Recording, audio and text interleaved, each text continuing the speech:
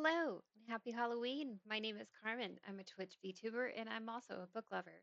I read horror, dark fiction, and mystery. As always, I'm open to suggestions, so please post your recommendations in the comments.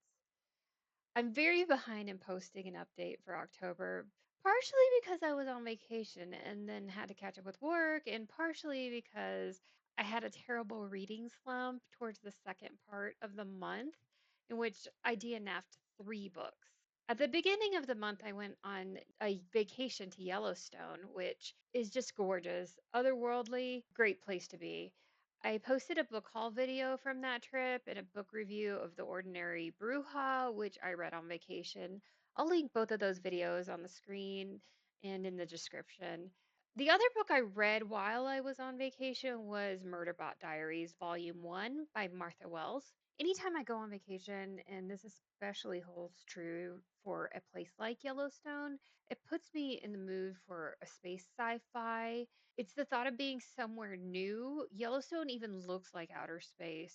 All Systems Red has been made into an Apple TV series. That's the first of the novellas. This book includes 2 novellas, All Systems Red and Artificial Condition. Murderbot is a security robot.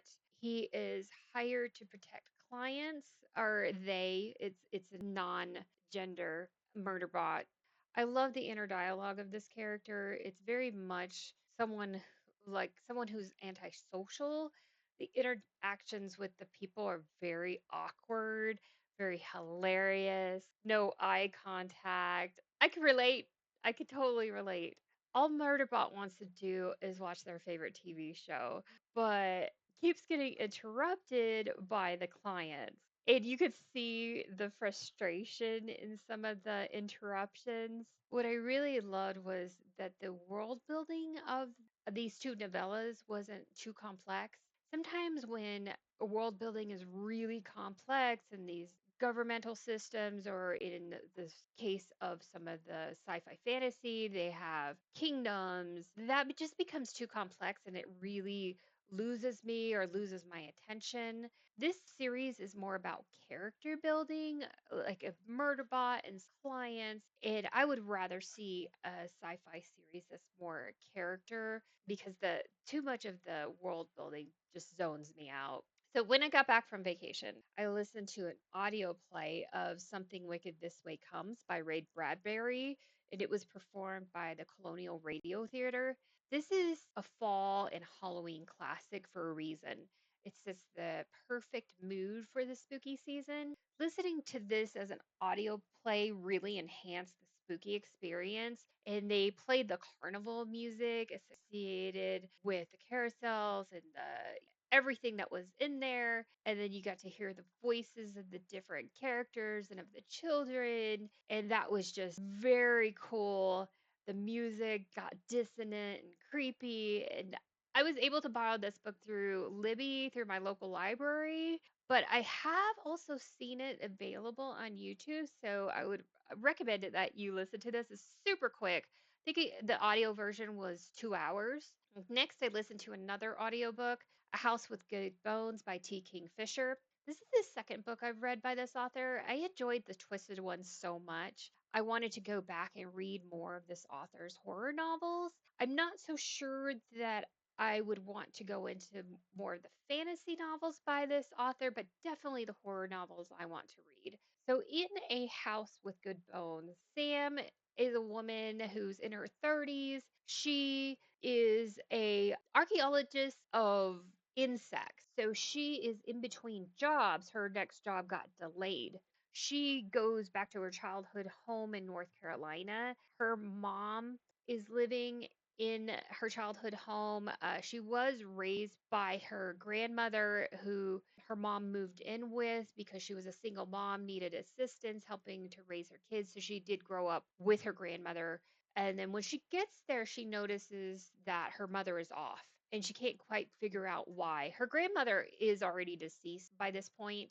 And so as she starts looking around the house and trying to figure out what's going on and trying to figure out why her mom is acting really off, she starts discovering some of her family secrets associated with like her grandmother and maybe some ancestors, but really strange things are starting to happen as she's doing this. And this is a great story. I love how T. Kingfisher writes women and is not afraid of writing real women. They're not perfect. They're older. The protagonist in this book was overweight, and she was not afraid to say, "Yeah, I'm fat."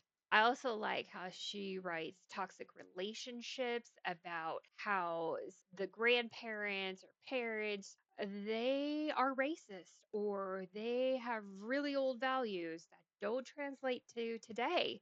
And I love how Taking Fisher writes about that and doesn't shy away from it. I definitely want to read more of Taking Fisher's back catalog, and I did pick one up while I was on vacation, so I'm looking forward to reading that coming up.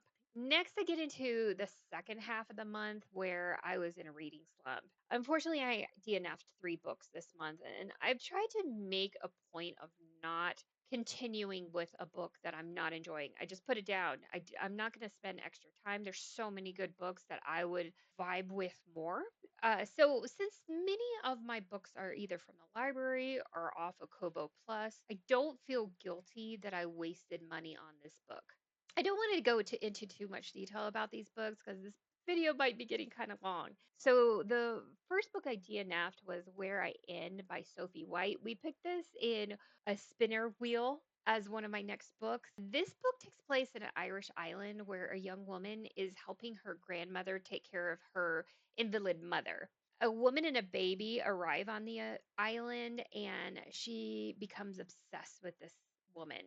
This book is very depressing. This island is one of those places that's like a lot of isolated places where they're financially destitute. A lot of times they're isolated. There's not a whole lot of jobs on the island, there's not a whole lot of opportunities. This book does make disturbing lists for a lot of booktubers, and I do understand why.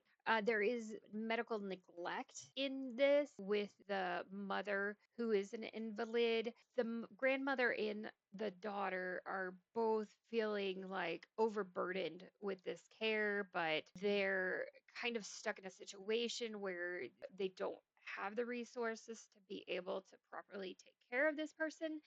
I don't know why this hit me really difficultly. The medical neglect and the depressing story of this book really bothered me. And I think because part of me was in more of a mood for like a spooky season read, like a ghost story or a slasher. The dark subject matter of this, I wasn't in the mood for it. I love October and I love spooky season, so I don't really want to read something that's really depressing or sad. I just had to DNF this. The second book that I DNF'd was The House Across the Lake by Riley Sager. It's a very popular thriller that's often talked about on BookTube. My history of reading thrillers is so-so. It's just a genre that has so many tropes, and I can usually spot what's going to happen a mile away. Now, while I couldn't guess the twist in this book, it still had the tropes that I don't like. How many thrillers have the plaid wearing hot handyman? House with Good Bones did. Pen Pal by J.T. Geisinger did. Well, I did like how messed up the main character was. She was dealing with the loss of her husband. She was an alcoholic. She got canceled and she's on this lake house trying to get away.